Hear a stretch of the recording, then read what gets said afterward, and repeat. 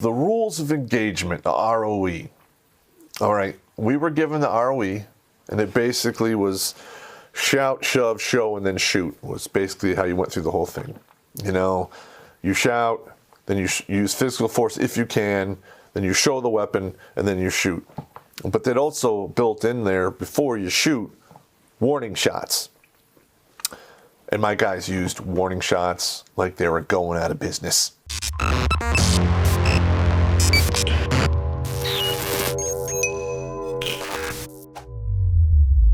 Hello everybody, Terrence Popp here with another episode, live from the Lair. All right, first I want to say Happy New Year to all my compatriots out there who tune into this show. I hope 2019 goes really good for you guys, and you live to see the end of it, because, you know, death happens and shit goes south all the time. Make sure you're caught up on all your goodbyes and I love yous, because tomorrow's promised to no one. So, okay, so where we left off. See, I've been in the country basically somewhere between 4 and 6 weeks. We're trying to piece it all together, trying to dig up my old journals and stuff.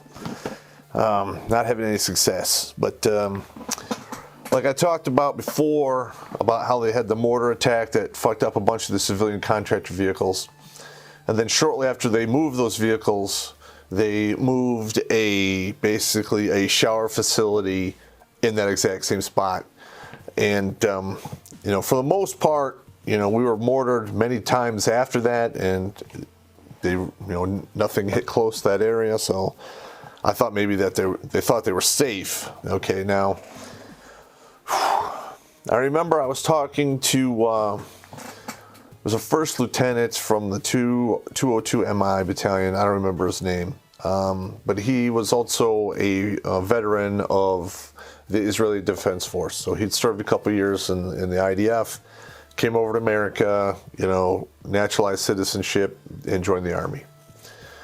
And we were literally, I would say, 50 yards from the opening in the prison, and just outside there was the shower facility, and it had 3 big plastic tanks. I think they're like 5,500 gallons apiece, and then, you know, they had showers, the toilets, everything in there. And you know, sure as shit, you know, we hear a couple mortar strikes off in the distance, and then one lands right next to the shower facility, right?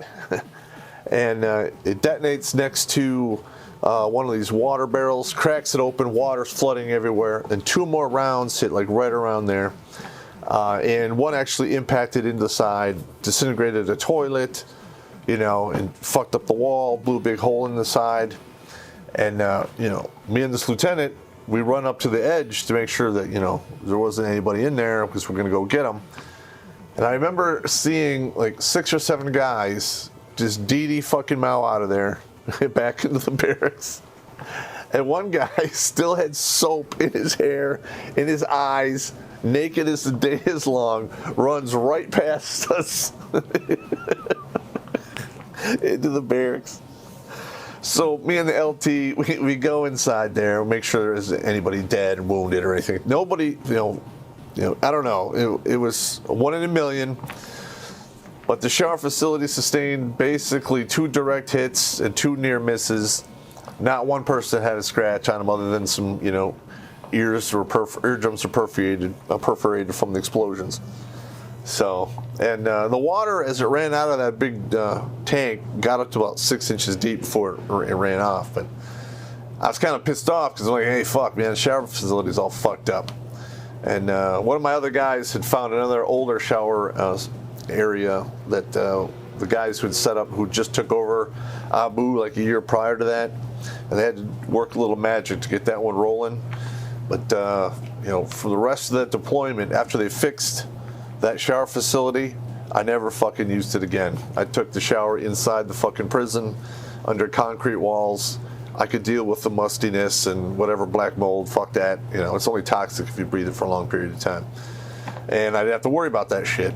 And another weird thing you would do is, you know, Haji would fuck with us all the time. day, night, whatever. When they were shooting rockets, RPGs, firing mortars. If you're on top of the third floor, on the ceiling or on the roof, 3 stories up, people will take pot shots at you from outside the prison. This went on all the time. But right between 2 in the morning and 4 in the morning, they almost never attacked. So a lot of times when I had to take a shower, I would do it at like 1:30 in the fucking morning. So I have to worry about any craziness. And, I'm working 24 hours anyway because I was a sergeant of the guard and there wasn't relief for me, so fuck it. You do what you got to do. And I would shut down for like maybe 90 minutes to 2 hours a night, right next to my radio. If anything happened, they could wake me up. And that's what I did for, I think, 4 to 6 weeks. Okay, and now I explained how the Hajis would come in and clean the shitters, and then we would move the shitters. Well, on this particular day, it was in that area that got hit, when I first got there, where the contractors' vehicles were at. Haji had put a shitter right there. Well, while they were cleaning it out, mortar round hits, wounds 3 guys on the crew. I think they had 5 people. And they're all fucked up. So they'd run out there, give them first aid, whatever, take them to the cache, which is another side of post. And, they did what they could do for them. And then that was it. Fuck it. We're not responsible for them after that. It was Hajis that wounded them. Fuck it. It is what it is. So for a couple days after that, while the mortar fire was, getting kind of crazy, Haji didn't come around and clean the toilets. Because, apparently, Alibaba, which is the bad Hajis, would tell the good Hajis that, don't go in there, we're going to be fucking attacking them and shit, and they wouldn't show up. It caused all kinds of fucking problems. And like I said earlier, the human mind and the human body can get used to just about anything. So, we're there in the prison, smells like, human shit, human feces, because they're fertilizing their fields with it around the prison, so when the wind blows, you get that. Then you had an open mass grave, you could smell that. And then you had the shit pond, which was full of blue water and human feces, and that got real ripe in the summer, actually all year round because it was hot as fuck. And after a while, the first 2 or 3 weeks, you always had that lump of vomit in the back of your throat. You could dry heave at the drop of a hat. And then one day, you just didn't notice anymore. It was like you just got used to it. It was insane. I had never, ever fucking experienced anything like that in my life. I hope I never have to do it again. But that's just proof positive that the human mind will adapt to pretty much any fucking thing. Okay, this next one. Like I said before, the chow hall was not run by KBR. It was run by an English company. And I don't know what their fucking problem was. And actually, I got them fired for this down the road, but I'll get to that later. They used to do what we call a food fake out. All right, they would send out these flyers, like we're going to have spaghetti day or lobster and steak day or whatever. And it was like a 50-50 thing. On this particular day, they basically said they were going to have, it was a spaghetti dinner. So when I think spaghetti dinner, I'm thinking spaghetti noodles, red sauce, meatballs, garlic bread. That's a spaghetti dinner. Anything else is above and beyond that. Like if you want to have a salad or some butt floss, go ahead. Or fill up on ice cream afterwards. I did it all the time. That's fine. So, I'm like, great. I'm going to have me one hell of a great fucking, spaghetti dinner. And I walk across the open area of woe, risking getting fucking hit by mortars. And I get in there, and instead of meat, they had fish. Now, what the fuck is that? This, you just can't substitute sausage or meatballs for fish in spaghetti. No, it doesn't fucking work. So I was lividly fucking pissed off that I got fucking faked out into coming there for that horse shit. And, my guys were all upset and butthurt about it, but there's really nothing we could do. We're totally at their mercy because they had a contract and they were basically putting the food together for the length of that contract. I was working as a sergeant of the guard, and I was maybe 2 weeks into it, and the sergeant major shows up, fucking piece of shit, and he starts asking me the 30 fucking questions. And he's just like, Sergeant Popp, why are you running a guard mount? That's an E5 job, and you're goddamn E8. And I look at the sergeant major, and I'm like, Sergeant Major, I haven't got a fucking clue.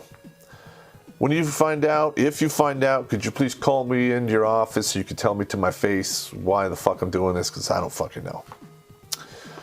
So, he inquires to the, Charlie Brown, the lapdog fucking of the Commander Worthless, and they're all like, oh, he's a piece of shit, blah, blah, blah. So the sergeant major pulls my NCOERs, reviews them, calls me into his office. We have a sit down, and he's like, well, what the fuck is going on? He goes, your NCOERs are good. Your PT's great. Your long tab, your fucking Ranger tab. You got fucking, combat tour with a 2nd Ranger Battalion. And you have your commander and your 1st sergeant calling you a fucking shitbag. And I tell him, I'm like, look, Sergeant Major, the Army works off of standards, all right? Standard is you have to do such and such, which you follow the STRAC manual of all the rounds you're supposed to fire, all the weapons you're supposed to shoot and qualify on correctly, all of the drills, all the other horseshit you're supposed to do, and on top of having all of your weapons and equipment 100%. And I'm like, look, that didn't fucking happen. I'm the only guy who raised the stink about it. I got relieved for cause, which there was technically no cause. But hey, when you're working under your commander, he can do whatever the fuck he wants, and that's just the way it is. So I have to suck it up. So he's like, okay. And after that, it took like a week, but I got, put into another billet. But we'll get to that one. Cast out into the street, stripped of all motivation, but still expected to pay for everything as if you're still married. Yet somehow, Greg has been reborn through the simple game of golf. Sinking 30-foot putts has doused the flames of a spiritual hell, and now, life is not all cruelty and suffering. Purchase Chasing the Best Days on Amazon today. A link is in the description. Okay, now, one of the funnier things that I saw happen to old Charlie Brown, the 1st Sergeant lapdog piece of shit, was Command Sergeant Major Lewis would run him like a bitch. Like, he would call him up at 10 in the morning, 10 at night, 1 in the morning, 2 in the morning, and have him put all his shit on, walk over to battalion to like get some crazy fucking briefing or some other bullshit they're supposed to do, and then come back. It was fucking shameful to watch. But Charlie Brown didn't have any experience, didn't know what the fuck he was doing, and was basically, a monkey jumping through a burning hoop. That's the way it looked to us guys, because we saw the shit go down, and it was pretty reprehensible. Another thing I did, which was actually a very smart move, is I made friends with the contractors that we had living at the end of the cell block. They had their own area. We technically weren't allowed to go in there because, they didn't fall under the no alcohol rule. So they had all kinds of booze. They had all kinds of porn. They had all the good shit. They had their own internet cafe they'd have to share with the rest of the post. They had it all figured out. And a lot of these guys were older individuals, former retired military guys. I had Force Recon Marines, old Rangers, paratroopers, a couple of old SF guys from Vietnam that were just there doing, the contracting thing, which they're getting a lot of fucking money because they're working in a combat zone. But, we're always under a threat of this big fucking attack, because you could hear them on the Haji speakers talking all kinds of crazy stuff. And then when I actually went to one of the 202 interpreters, basically said they're going to knock the wall down, rush us, and cut off everyone's head. Well, that didn't go over too well with, the contractors. They're very upset.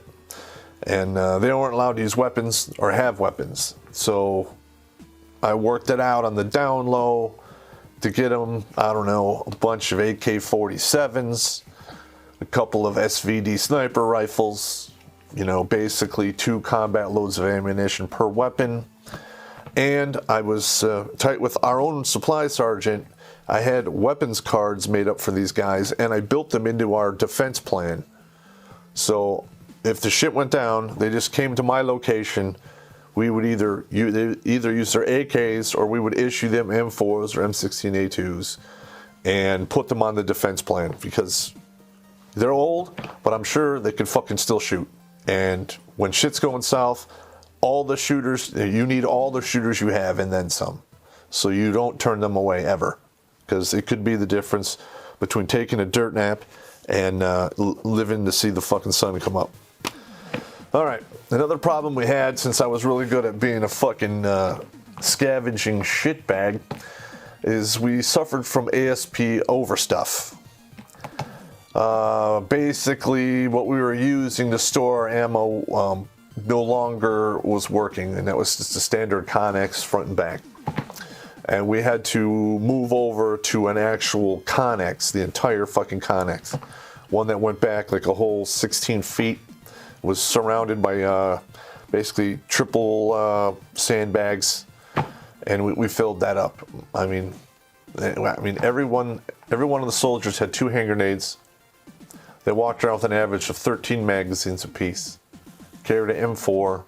The soldiers that raided a pistol carried a pistol and had 3 magazines of 9mm. I had, AT4s, law rockets, an ass load of new issue of 40 Mike, and I had a lot of the older stuff.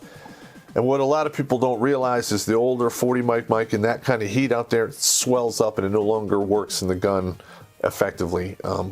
Basically, once the ammo's older than 6 months, it's just shit you go burn off in the range. It's not reliable enough to keep into a weapon in a combat situation. So we always try to keep, the new stuff away from the heat and, in the cool, dry, damp, or cool, dry place. Because, ammo is your life.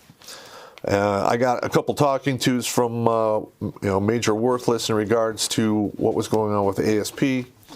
And I just basically gave him the north and south, yes sir, and I just kept Charlie Miking with the mission. Because we were not getting enough ammunition. All right. Basically, I would like to have every soldier with 3 basic loads of ammunition on them.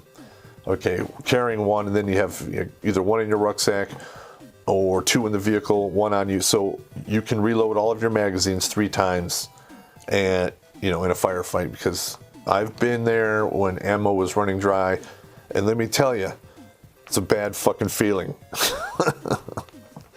All right, now another big battle we had to fight, and I got more deeply involved in this later on down the road, is the rules of engagement, the ROE.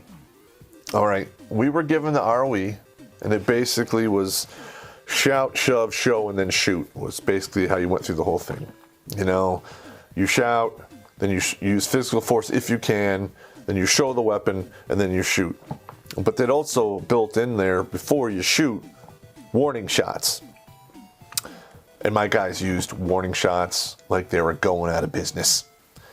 Because we've had a couple vehicles, that not in my unit, but in other units, close to our fob, especially between our fob and Fallujah, and between our fob and Victory, that were basically, they would have these black BMWs, and they would drive up, and then they would just unload with like 4 AK-47s point blank range into some of these vehicles, killing everyone in the vehicle. And, what are you going to do? It's too late then. And a couple of them were car bombs. They'd roll right up on a vehicle, detonate, take out 2 or 3, vehicles, kill 8 to 12 people. It was ugly. They were killing contractors. If you were a KBR and you were driving a semi, you were taking your life in your own hands, because they were fucking, beheading those guys on the side of the road. It was fucking draconian, fucking crazy shit. Well, my dudes didn't fuck around. All right, they didn't. If there were vehicles like swerving through the traffic, coming up quick behind them, they would show them the weapon, and if they kept driving, they would fucking pump 2 or 3 rounds into the fucking engine block. And that would most of the time, that's enough to have people pull back and say, "Fuck this, I'm not doing that." So it worked out well. Now our commander, Colonel Edwards, was getting a lot of flack for the warning shots, and he bitched about it all the time. And he kept trying to take warning shots off the table.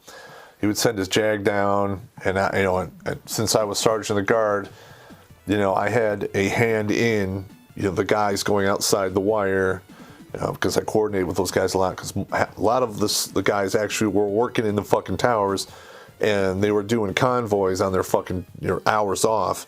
So I had to coordinate with these guys. And I remember telling the JAG guy, and I pulled out the theater, rules of engagement.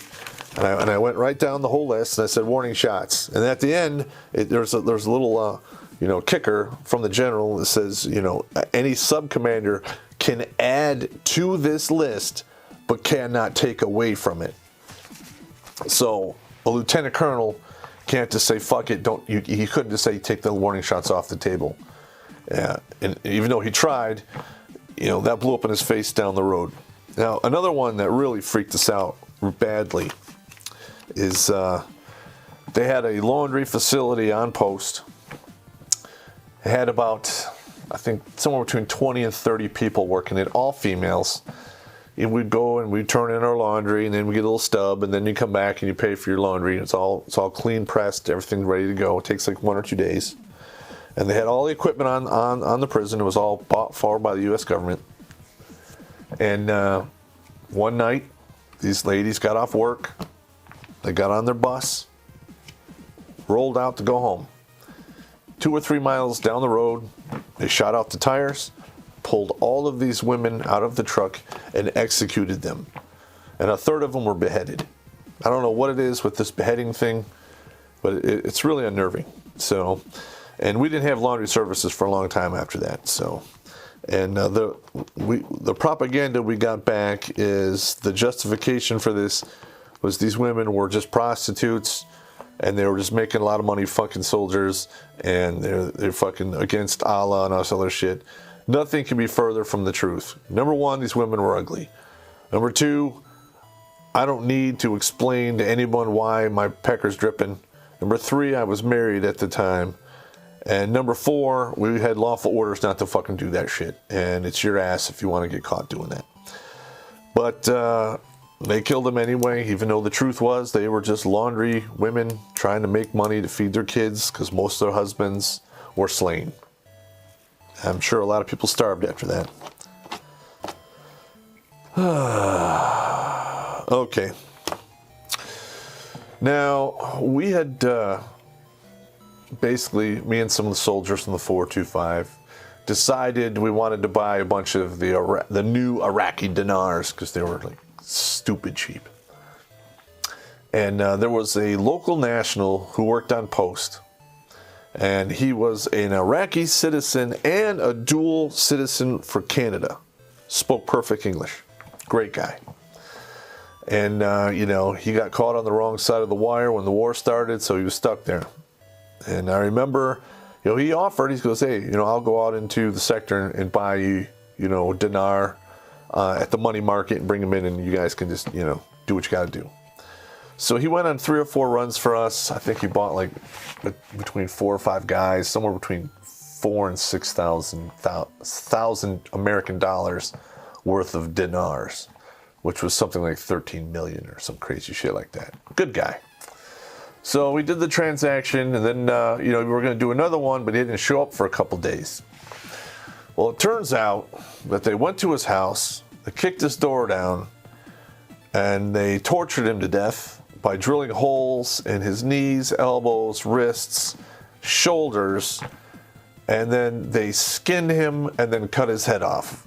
And I think to cut his head off after he was dead, and then left it on one of his fence or his front gate to his house. Because I remember I saw the pictures and I was so upset because this guy was a good dude. I was like, oh, these fucking savages, man. It was fucked up. So, hope you guys enjoy these fucked up stories because they're fucking driving me up a wall telling them. But, sometimes you just got to call them as you see them, and I'm pretty good at doing that. I'll talk to you guys later.